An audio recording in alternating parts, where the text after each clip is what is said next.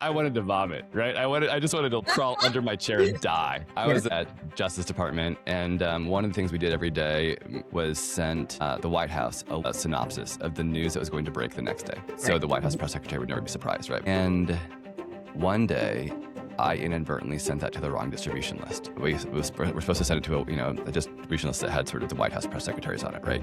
And I sent it instead to the press list, the Justice Department beat reporters. And I'm breaking all the news for tomorrow.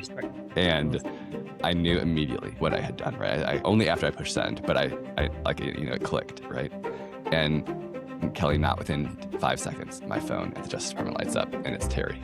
And he says, Jonathan, what is this document you just sent me, and why did you break all of tomorrow's news?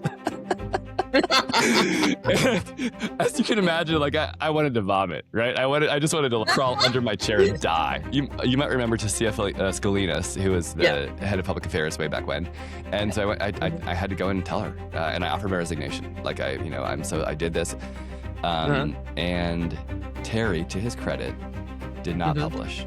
It would have been an easy piece of gotcha journalism to say, the stupid political appointee made a dumb mistake.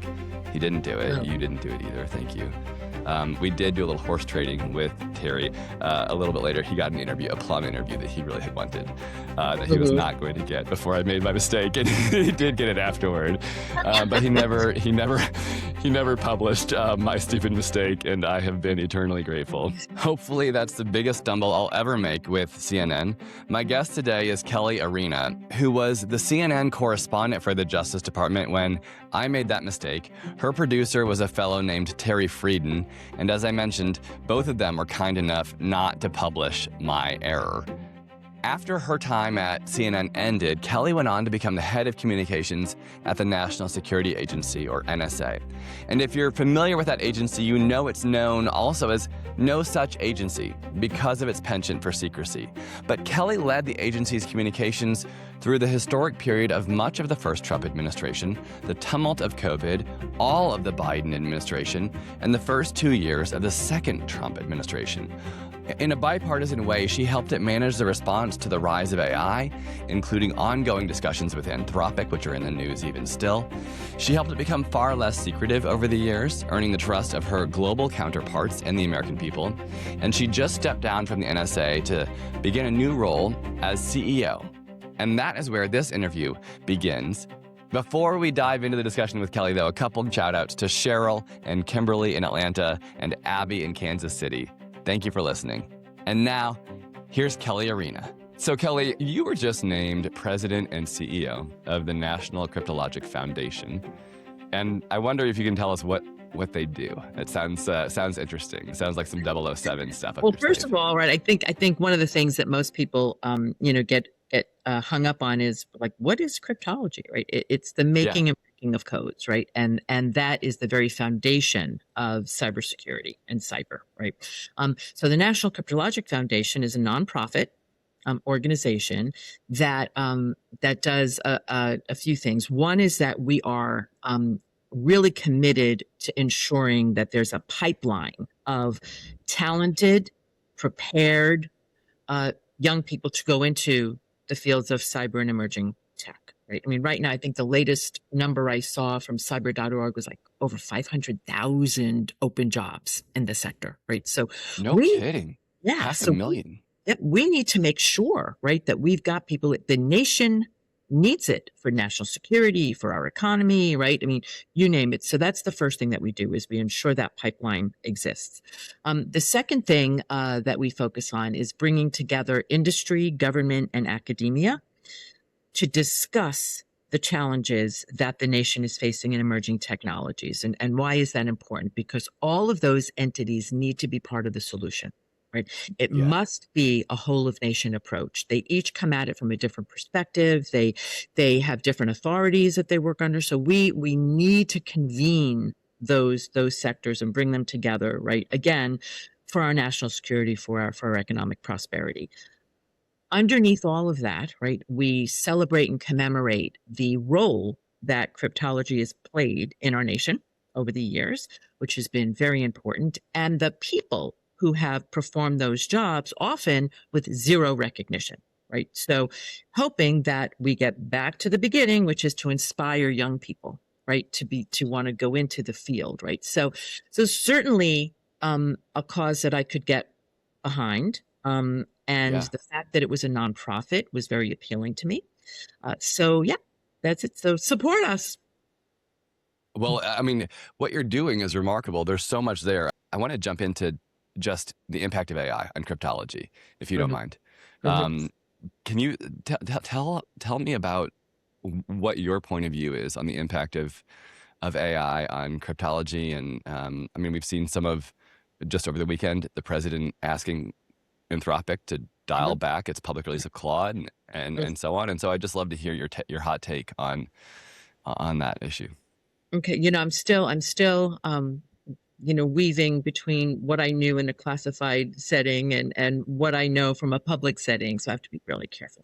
But I Absolutely. I don't want to get you in trouble with anybody. I don't want, I don't but want anyone coming significant, after you. right? Like this is not overstated, right? The impact is significant, and we need to, as a nation, understand how we're going to move forward in this space, right? From a Mm, policy perspective, from a technical perspective, from a national security perspective, right? Like what are we doing here, right? But understanding that also the rest of the world has access to this technology as well, including our yeah. adversaries, right? So, Yeah. so it is vitally important that we figure this out quickly, right? But it is very much a situation of building the bike while you're riding it. Right. Hmm. And things are changing so rapidly, right?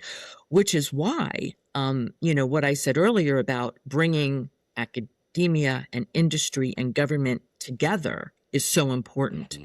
because all of those sectors are going to come at this from a very different way.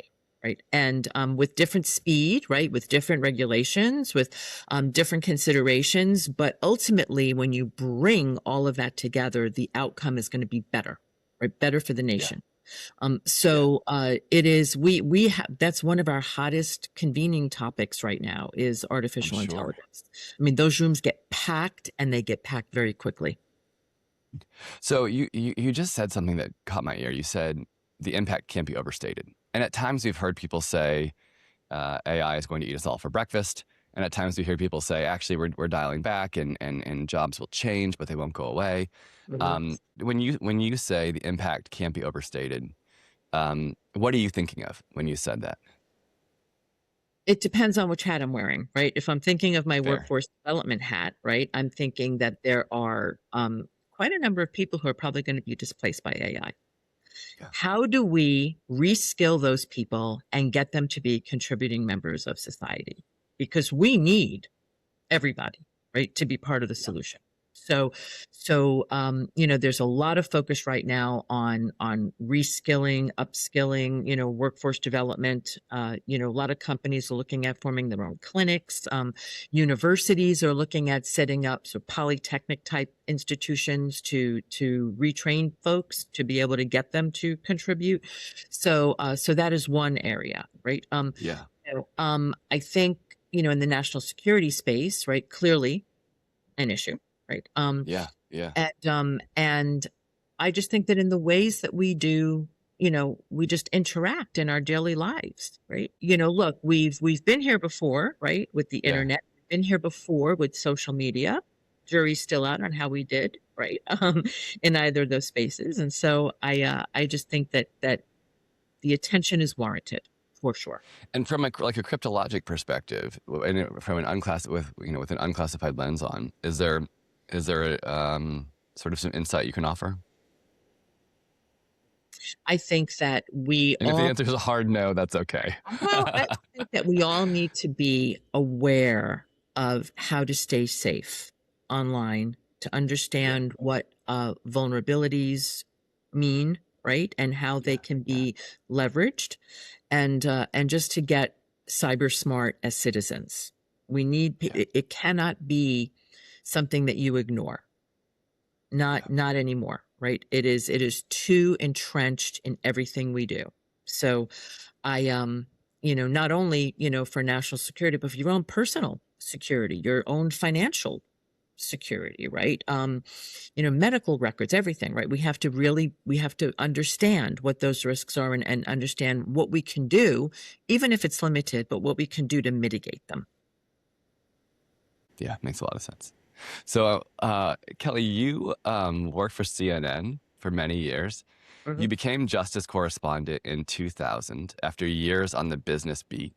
Mhm. And a year later, 9/11 happened and was the biggest story, of course, in the country, and became one of the biggest stories of the decade and even the century, perhaps. And you won an Emmy for your coverage. Mhm. What was it like to step into that role and then to cover 9/11 that day? Really emotional, for sure, right? I was born and Yeah. raised in New York City. So, Mm. seeing that, I had friends and family who worked in the towers and worked downtown Manhattan. So, there's the very human element of, is everybody that I know and love safe, right? Alive. Yeah. But as a journalist, it was pretty intense, and terrorism had been a teeny tiny part of the beat when I took over the justice beat. And then all of a sudden it was all terrorism all the time. And Yeah. I had to get smart really fast, right? On terrorist organizations and the way that they work together, and the history of those organizations, and the motivations behind what had happened, and how we've handled those situations legally before, right? So there was so much to learn. I had an incredible team of producers who were working with me. Um, and so that was, but it was nonstop. Just don't forget, right after 9/11, right, which was, weeks and weeks and weeks, we had the anthrax story Yeah. that happened. And all of this was going on when I was very, very pregnant. I Oh my gave birth to goodness. my son on October 18th. And everybody around me was so sure I was going to give birth in the middle of the newsroom. So let's go there for a second, because you made some really interesting choices. This is 2001. Before that, you'd had your daughter, or in the late Mhm. 90s, and you made some really interesting choices, especially for the time and era Mhm. around parental leave and Mhm. and walking away. Can you Uh-huh. what were they? Yeah, I have three kids, right? And so this happened three times. But when I was having my first child, decided that I was going to take 6 months off of work. And it was really important to me to be able to do that, to be home during that, the first stage of my child's life. And miraculously, my boss at the time, Lou Dobbs, said, yes, you can do that. And it was a combination, of course, of all my vacation time and my sick time, and it was family medical leave, right? That was unpaid. And so I did it, but I will tell you that the warnings were pretty dire. How can you Mm, do this? You're an on-air correspondent. This is a career killer. You're going to be off the air for 6 months. Nobody's going to remember who you are, right? This is just the worst possible decision. Or I heard, there's no way you're going to last for 6 months at home. You're going to miss this too much. You're going to be right back in, to work. Um, None of it proved true. I was very happy to be home with my baby for 6 months. Um, yeah. I did not lose my job. My career only took off, right? Because I had a child in 97, I had another one in 2000, and I had one in 2001, right? He was a surprise. So we were like, whoa, what is happening? Right. And so yeah, so I did it three times. And the most meaningful part about all of that was that I had younger female colleagues who came to me and thanked me for taking Really? that stand, yeah, and doing that. And they said, you're on air and you're a leader in the newsroom. And so for you to be able to do this and do it three times, right, was really, it sort of gave them a green light, right? They felt empowered to be able to ask to take time off, because before that, I mean, I remember we had one correspondent who literally was out for like 2 weeks and came back to work. So there was Unbelievable. such pressure, Yeah. right? And this fear that if you were a mother who had prioritized her children, you weren't prioritizing the news, and so therefore would not get the big stories. Right? Mm, It didn't happen that way for me. Thank yeah. goodness. I Yeah. was able to do both. You've talked a little bit about the producers that you had behind the scenes and about the immense pressure to uh, be on the air and ready to be on the air and getting stories from sources. Can you maybe just take us into kind of a day in the life of a CNN reporter? The team around you, the cameramen around you, the what it's like, and the pressure you feel to beat MSNBC, MS Now, I guess now, or Fox. What's it Mhm, like? mhm. What's a day in the Well, life of it? Yeah. well, TV news is like the ultimate team sport. Right? Because if any one of those things doesn't work, right? If the cameraman is having an off day, if the producer gets you bad information, if the correspondent is not doing well, if the director in the control room, right, makes a mistake, right? Well, everybody suffers.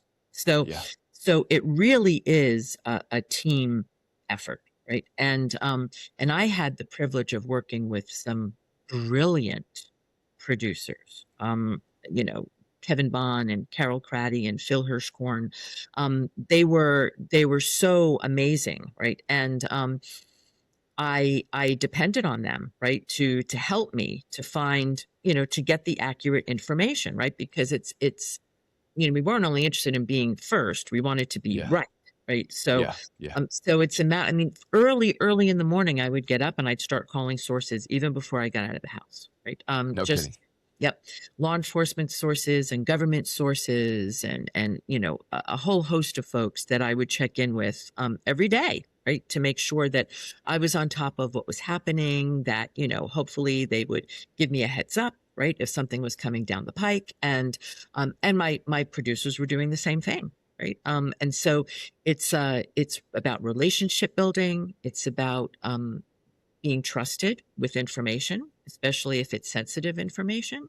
Um, it's being trusted to get it right, because if I went on the air and I exaggerated something that somebody told me, well, that's the last time that person's going to engage with me, for sure, Yeah. right? Yeah. On it like that, right? It was a very sensitive beat, right? And it was working a lot with lawyers, right? Because sometimes you would get access to information that maybe I shouldn't have had access to, right? Or just ethical discussions, right, with the ethics department Sure. about how we should go forward with a particular story, right? So lots and lots of players involved in your daily routine, right, of getting news on the air. People only see at the end of the day the correspondent, and so Sure. we get all the accolades, but we play just a bit part, right, in everything else that's going on, in that newsroom. To get the story right. Yeah. Yeah. I want to go to one of the stories that you covered, which was one of the hijackers on 9/11, who was actually detained by the FBI just prior to 9/11, Mhm. and so was not in the planes that day and was taken to trial, federal trial, and it's the Moussaoui trial that you covered. Oh, Um, and you were in the courtroom every day as he went to trial, and your yes. coverage was really you set yourself apart from the competition, from the MS Nows and the Foxes easily. Your coverage was remarkable. Every network, of course, had reporters in the courtroom, but yours was Mhm. easily the best. And I Mhm. wondered, like, what did you do that others didn't? Well, first, it was never alleged that he was supposed to be on any of those planes, right? Oh, He himself even insisted that he was supposed to be part of a follow-on attack, right? oh, And okay. as you said, Sorry. he was sitting in prison, right? On 9/11, Yeah, right, at yeah, he Minnesota. was detained. But he he was one of the guys. He was here getting flight lessons to only take off, not land, right? And so that tipped off the people at the airfield, who were like, this is really weird. And so they called the FBI. Like, that was a pretty amazing development. But that again, I get back to teamwork, right?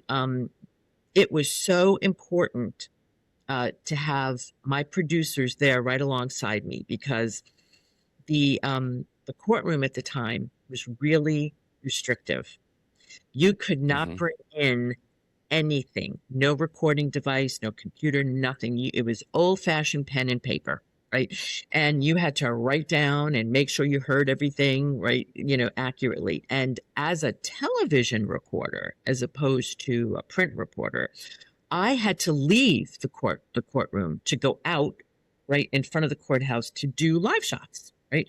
So I Sure. needed those producers to stay there so that we didn't miss anything, right? So again, it comes back to that team effort, right? To be able to consistently cover what was happening in that courtroom and to bring it to folks live. I got a lot of accolades, and thank you for the words that you said at the time. And somebody said to me back then, I felt like I was in the courtroom with you.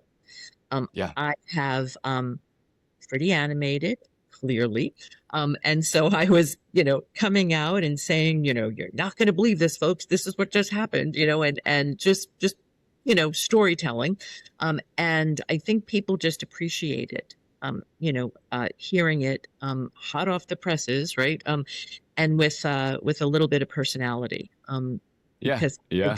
did get a lot of really good, feedback at the time. But that was that was intense and Yeah. important, historic. So take us to sort of inside the courtroom. He stood up and screamed, "I am Al Qaeda," and then was kicked out of the courtroom 4 times by the judge. Can you kind of take us to those moments? Yeah, he also screamed "Death to America," and so I mean, there were so many things. He insulted the judge, right? So after a while, like anything, right, it became old news when he had an outburst, because we had gotten at the beginning. It was like, what? What did he just say? And it was sometimes when he would say it when he was walking away, or we couldn't exactly hear him, and so we would all confer, because it depended on what seat you had and how close you were to him, right? And so we would all get together and say, was this the exact quote? Was this the exact quote? To try to make sure that we got it right.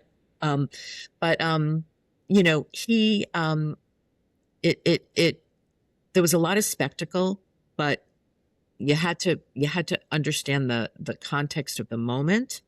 And this was the one person involved, allegedly involved in 9/11 at the time, that was not sitting in Gitmo, right? I Yeah. mean, Right. they chose Right. to do it here in the US courts, right? So it was really historic, and there were lots of considerations, national security considerations, and other classified information considerations. So yeah, it was a pretty insane hearing.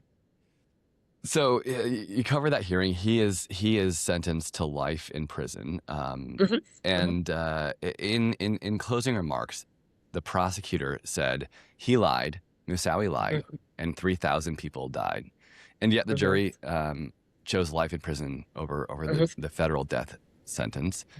What was that a surprising moment to you? You know, yes and no, right? So on the yes side, there was a lot of discussion about the fact that this trial was being held in Northern Virginia, that it was a more conservative court, that this was, they were more likely to get the death penalty there than anywhere else, right? But historically, when you looked at terrorism trials, juries chose not to give the death penalty, but to do life in prison. And in interviews after those trials, those jurors had said that they weren't interested in making those terrorists martyrs, right, for the Oh, cause, and that interesting. putting them in prison for life was actually better than just injecting them and then having them be hailed as martyrs Yeah. for years and years after that, right? So there was one holdout. Fascinating cultural context there. Yes, one holdout Yeah. in that the Moussaoui trial who said, look, I'm not convinced that, he really played a significant role in 9/11. And as I said earlier, the dude was in prison, right? For Mhm. 9/11. If you held to the conversation at the time, the narrative at the time, you would have been surprised. If you had covered terrorism trials before that and done a little more research, you wouldn't have been. So we were not, my team was not um, thrown off guard by that. It was Yeah, pretty much expected. fascinating.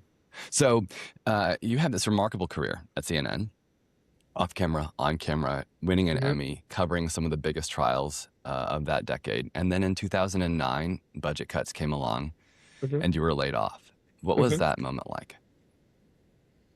Um, I honestly did not know what to do in that moment. Mm, I will say CNN was very gracious and had offered me some overseas positions before that happened. And the kids were very young.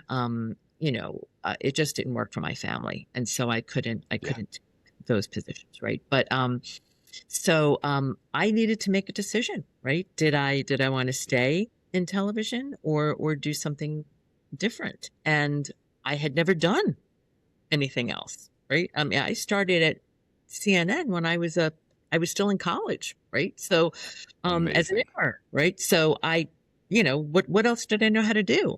So it was, and of course my agent was like, yeah, let's get a job in television, right? Because, Sure, of course. him, right? If I stayed and some other folks that said, "Oh no, you're really good at this. You should stay in television." But you know, at that point, my kids were getting a little older. I felt like I needed to just be around a little more with some predictability. When you're in Yeah. television news, you have no control over your life.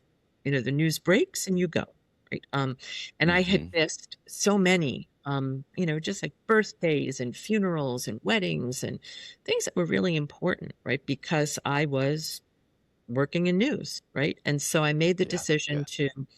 to not go back into news. And I had been discussing becoming a professor with a university at the time, and so uh, took a severe right turn and went into academia for a little while. Yeah.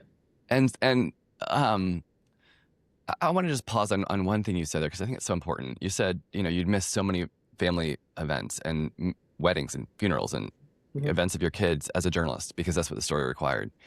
And I think in this environment, a lot of times, the role of journalism is discounted at even the highest levels of government. And I think it's important just to note that like journalists are doing the best job they can, and they're giving up a lot to get the story right for the American people. So Mhm. thank you for what you did there. Let's get into the reinvention though, because you've done that now a number of times. Really reinvented yourself. Uh-huh. You went to Sam Houston State University and you stood up. You set up an institute to train reporters to hold people in power accountable. Yes. Tell us about it. Yeah. Well, first I went as the first Dan Rather endowed chair, right, which was purely a teaching job, and so I was teaching investigative journalism and package producing, which is like news package producing, and which I actually liked way more than I thought. But I knew nothing about being a professor. I mean, this was like totally new to me. And I had such wonderful patient colleagues who were so willing to help. And the students themselves, were very helpful. We'll teach you how to use Blackboard, so that was really a really wonderful experience and very, very energizing. And then, I had worked out with the university that I would launch this center, the Global Center for Journalism and Democracy. And we went around the globe and we worked with journalists in emerging democracies to try to make them smarter about the issues that they were covering and also to help them to understand how to do that credibly, right? And so inspiring because, if you ever think, right, that we're up against it here in the United States, right, as journalists or in any profession, it's a whole different ballgame when you're out in the world in some places that where it's truly dangerous, when it's life threatening on a daily basis to be a journalist, right? Or an activist, right? And so it was very sobering. It was I felt a great sense of responsibility because I was Yeah. training journalists and, urging them to go out and fight the good fight, and knowing that, they might not live to see another day. And that's a heavy load to carry. Right. And What's a story that you're thinking of, or a person that you're thinking of, Kelli? Well, we had actually, it wasn't even with the center. It was with an NGO that I had worked with, where we were doing some training, and there were some activists there from Saudi Arabia, female activists who were pushing for the right to be able to drive in Saudi Arabia, Mm, right? yeah. On their own. And I thought, oh Lord, like I am here. Like, it's very easy for me to say, oh yes, you need to fight for your, but to know the environment that they were uh, going back into right at the time. And Hmm. Hmm. that is, that's again, it's very serious, right? And you can't discount What would what have happened to them if they had, like, suppose if they had driven in an illegal way, or even protested to exactly, drive? exactly, What were they right? up against? Were they up Who against? knows, right? They could, depending on where they Mm, did it, and who they were, stopped by. They could have been stoned. They could have been killed. I mean, thrown in jail. You just don't know, wow. right? There's a whole Yeah. gamut of repercussions for that, right? So Yeah. that very very sobering. But in any country, right? You're trying to get people to challenge authority, to Yeah. uh, follow the money, right? And Yeah. as a business journalist, I learned the importance of that, right? And to expose corruption, to try to bear witness, right, to atrocities, and Yeah. in many situations there are very powerful entities that do not want that information out there, and Sure. in so many other countries, the price to pay is extreme. And Yeah. I think sometimes we forget, right, how good we have it, right, in our country, Yeah. compared to some others. Even though, right now for journalists, it's an interesting time. Um, Kelli, in the States now, the environment for reporters has, the pressure on reporters, I think, maybe is the best way to put it, has ratcheted up slowly since 2016, including the most recent attempted attack on the on the White House Correspondents Association dinner yeah. a few weeks ago. What advice do you give to cub reporters? Well, I have my very own cub reporter. My daughter is my oldest girl is a reporter, and Mm, we're yeah. very proud of that. And but I always tell her that she's got it. She needs to understand that she is a target, right? I mean, we have seen Yeah. reporters physically assaulted, spat upon, detained, uh, and in a variety of settings, right, around our country. And so I'm like, look, you have to understand, right? I mean, this is real. It could happen. You're not invincible.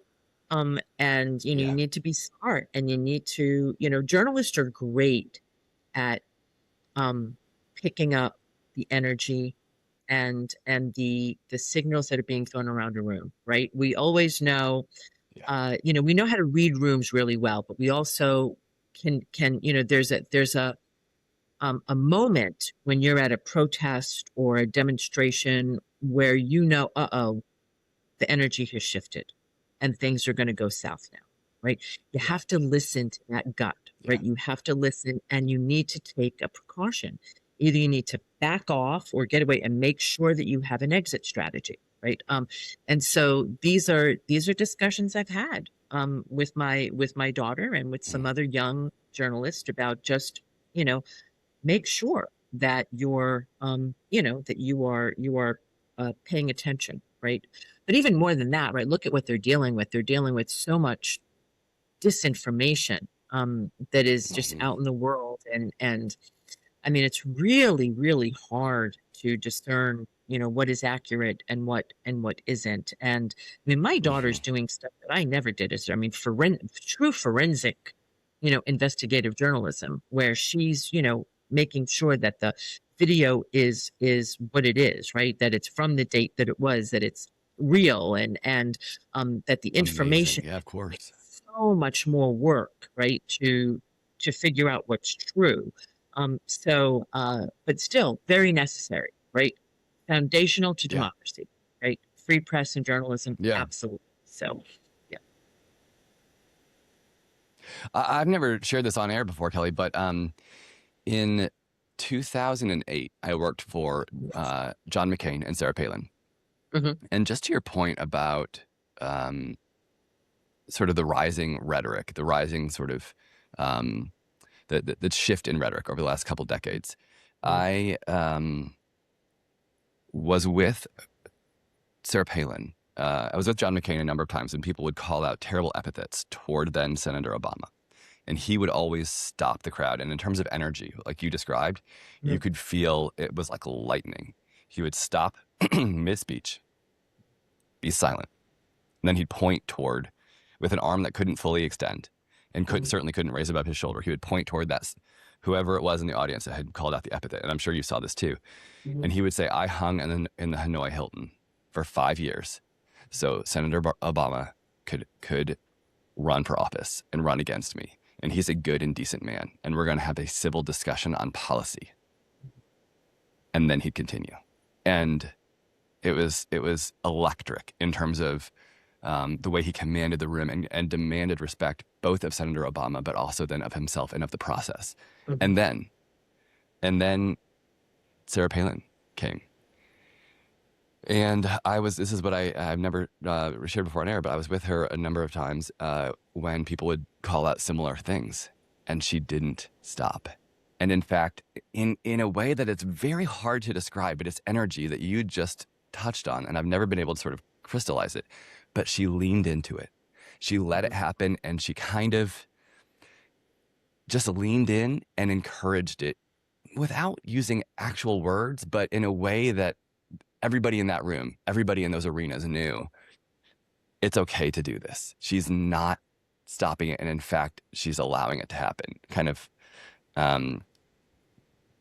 yeah, that's the only way I can put it. And in that moment, I knew I'm out. I'm done. Once this election is over, this is not the system I want to be a part of anymore, because the energy is shifting in a really unhealthy way. So I tip my hat to your daughter for what she's doing. It's really, really important work for our great democracy. So Sure to tell. yeah, please do. So 2017 comes, and Admiral Mike Rogers, who's the head of the NSA, hired you to run the NSA's communications. The whole agency's business is secrecy. As you've just said, you've spent your entire career kind of pushing leaders to be more transparent, ensuring that the light is shined in dark places. How did you balance the agency's need for secrecy with the public's right to know? And I got to give you props here. You even launched NSA's social media accounts, which I would imagine was unheard of at the time, and you probably laughed at the time. How did you do this? What was it like? First of all, kudos to Admiral Rogers, right, for hiring a journalist, right, and bringing a journalist Yeah. inside. And I will say, when I first heard about the job, I thought, really? Like, I don't think they'll ever hire me. And he did, right? But the reason that I decided to take it was because he said we need to be transparent. We need, the American people to know what we do, right? What our authorities allow us to do, what the mission is. And so I need somebody who is going to push for transparency. And so when I heard that, I thought, well, that'll be really interesting, because I've only called the NSA maybe, 500 times in my career, never got it. It'd be really good to get in there and see what's going on behind those walls. Yeah, I mean, Fort Meade is like, it's like Fort Knox. It's hard to get into. So off I went. But it was really a wonderful experience for me, to serve the country in that way. And I'll tell you, the culture was one that I was not expecting. Right. And in what ways? They are, the people who work at NSA are sticklers for following the rules. They are so aware of exactly what their legal authorities allow them to do. And they will play right there. Right. It's actually heartening to hear, right? Given their technological capabilities, it's really quite heartening to hear. And it permeates the whole culture, right? I was really surprised by that, right? I don't know why it was so surprised, but I just thought, wow, right? So I was a bit of a rebel there, being the type of person that I am, and like incredibly brilliant colleagues, right? I didn't understand half what they were saying, but it was really amazing.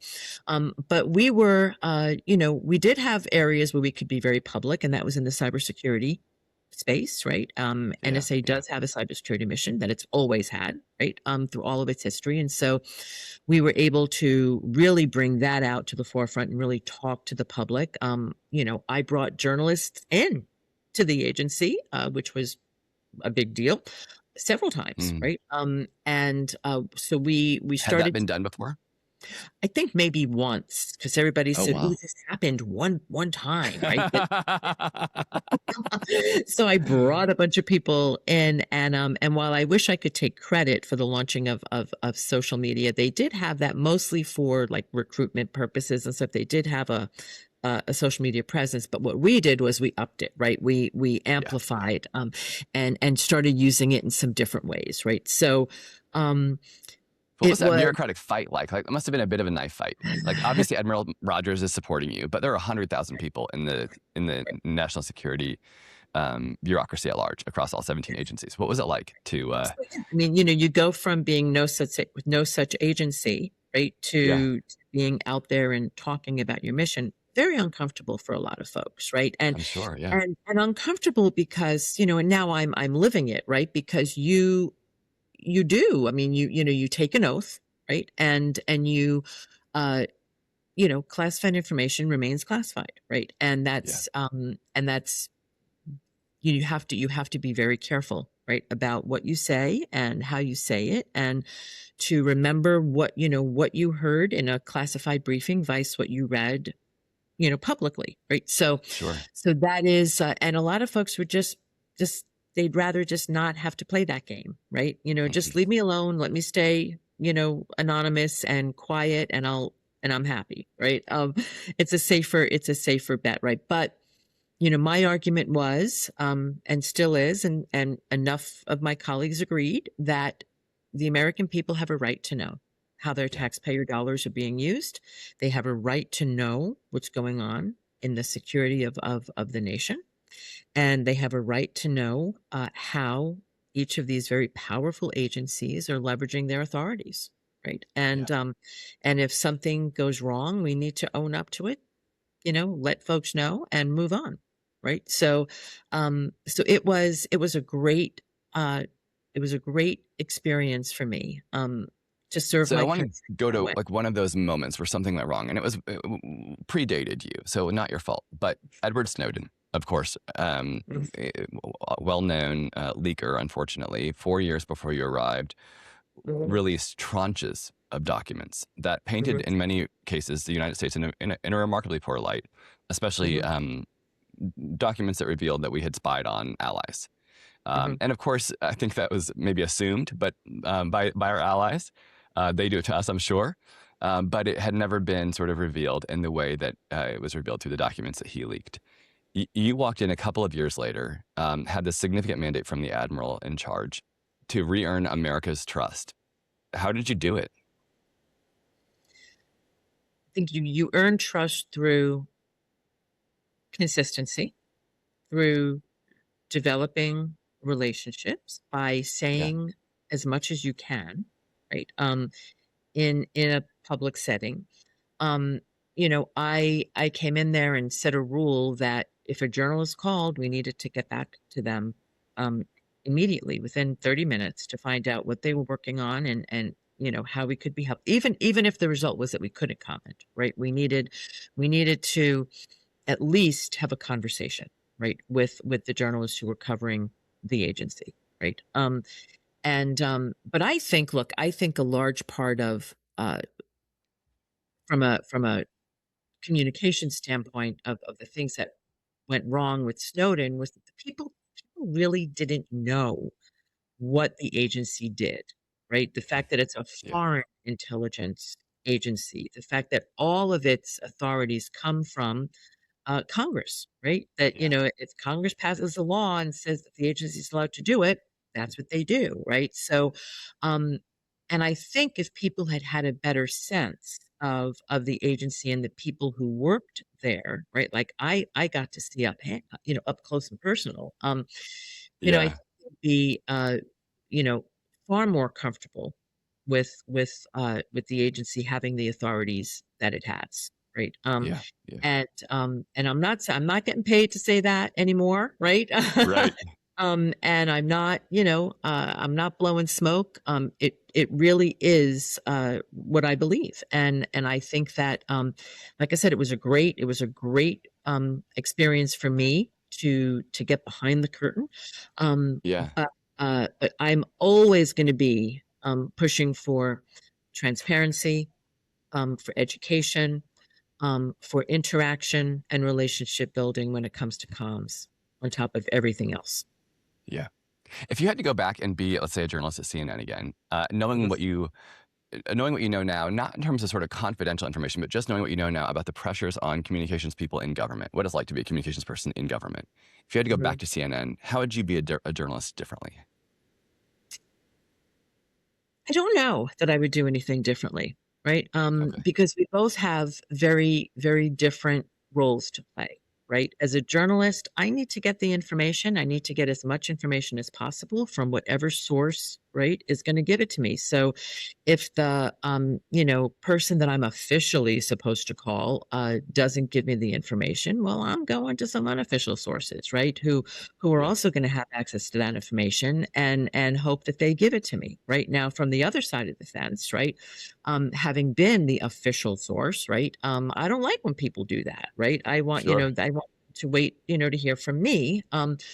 But that's the way it works, right? Yeah. That's Yeah. there are two different roles to play. So I Yeah. don't think that I would do anything differently as a Yeah. journalist than I did when I was there. So you left that role within the last month or two. Mhm. How did you know when it was time to leave? I don't think you ever really know. Um, I think because I still had a lot of energy, right? Clearly, I And mean, I love it. You're just in talking to you, that's evident. but and I was having fun still, right? At the agency. But this was an opportunity that just happened to come along. And it provided a little more flexibility in my, for my personal life, right? Yeah. And that I did not have working in a classified environment. And at first I thought, yeah, no, I'm not looking to leave, right? But then I reached out to some longtime mentors of mine and had some conversations and thought, you know what, maybe this is a good thing to do, right? And it was an opportunity that, who knows when, right, the job would open again, right? It Yeah. might Yeah. not be for another 10 years, right? And then by then, it's done, right? So you know things have sort of fallen into my lap um at interesting times, and so I figured I would just go for it. Looking back as you look across your time at NSA, your time in academia, and then your time in journalism at CNN before that, what moments are you most proud of?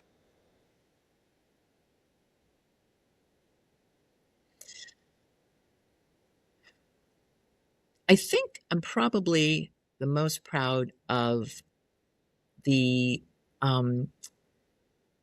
impact that, for God only knows what reason, I have had on some other people that I've worked with.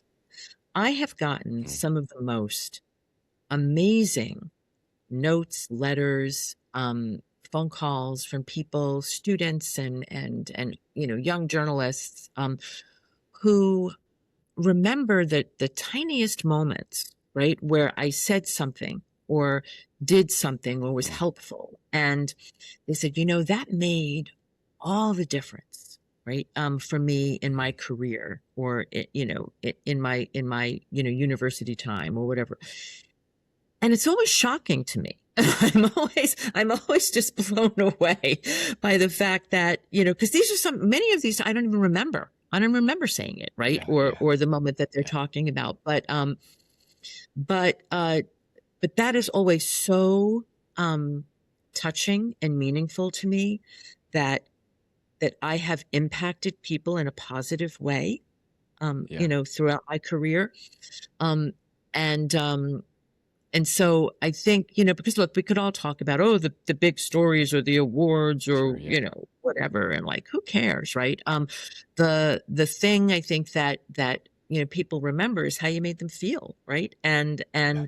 Um, you know, in spite of myself Uh, and my big mouth and my, you know, um, I I have apparently, had a positive impact on people throughout my career. Not everybody, I'm sure, right? But there are enough of them who actually took the time to yeah, say something to me, right? yeah. Which really made all the difference. As you look back on, I'm gonna flip that coin. As you look back, what leaders had an impact on you, like the ones Hmm. you've had on others? Hmm. Who do you look So to across your career and think, my goodness, that person changed my life? Yeah, so many. At CNN, Myron Kandel for sure. Still a mentor, 96 years old, still a mentor of mine, sharp as a tack. And he was always so incredibly kind. Mm. And newsrooms are not kind places. Newsrooms No, are yeah, aggressive, and people are screaming and yelling, and Myron was always kind, right? So amazing. that is one person. I mean, there were many at CNN, Yeah, right? yeah. But he Is really, there a moment that comes to mind with Myron? A specific moment in time?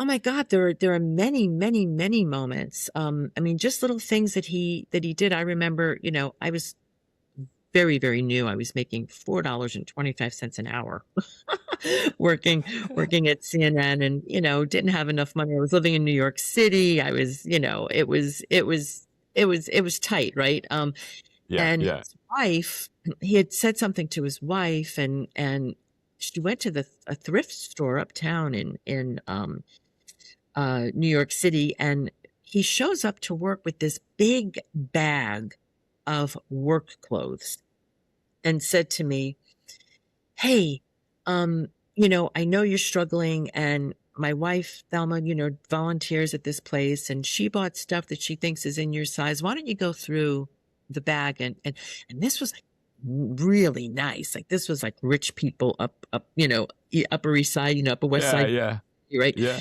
So, like, stuff that had never been worn, had tags on it, stuff. And and I was like, "Are you That's kidding me?" amazing. That's And amazing. I got a work wardrobe, and I said, "This is crazy." I said, "Myron, how much do I owe you?" He goes, "No, no, no. This was just, Stella just wanted, to be helpful." And I thought, "Oh my gosh, Wow, like, who does that? Who does that?" Right? He that's was amazing. so amazing, right? At the agency, General Nakasone, right, was a I'm sorry, tremendous General who? Nakasone, Paul Nakasone, who Mm, was the director, mm, of NSA and the commander of U.S. Cyber mhm. Command, incredibly gracious to me. I did not grow up in the military or work in a very rank conscious environment. Yeah, I have a tendency to say what I think very bluntly. Um, and, and this is a 4-star general, right? It's a 4-star general who, would just was very appreciative of hearing my perspective on a variety of issues, and was so incredibly patient and gracious, and made room for my way of interacting and my personality, right, in an environment where others might have stifled that. So that was really appreciated as well. Kelli, you left NSA, and now, as we talked about at the beginning of the discussion, you're president and CEO of the National Cryptologic Foundation. You've reinvented yourself through journalism, and then academia, and then government, and now the nonprofit sector. So many of my listeners are also reinventing themselves, myself included, right? I'm wondering, if you were sitting across from a listener right now who's working to reinvent themselves, what advice would you give them? To be sure to listen, right? I am a firm believer in the fact that good ideas can come from anywhere. And I don't care how long you've been working, what your background is. If you're going to bring an interesting perspective or information that I need to know, I want to hear it, right? And I think that too often as leaders, we feel like we need to have the right thing to say to be able to lead. And I have learned, not perfectly, but I have learned to listen more than I speak, so that I get the benefit of the wisdom of the group rather than trying to go it alone. And every single time I have listened to others before making an opinion, a decision, it has been a better decision. So great insight. Yeah, I just, and I think that whether you're reinventing yourself or just staying in the same career and job forever, I think that that's very important. That's great insight. Thank you so much, Kelli, for being on the show today. Thanks for having me. I really appreciate it. You're welcome.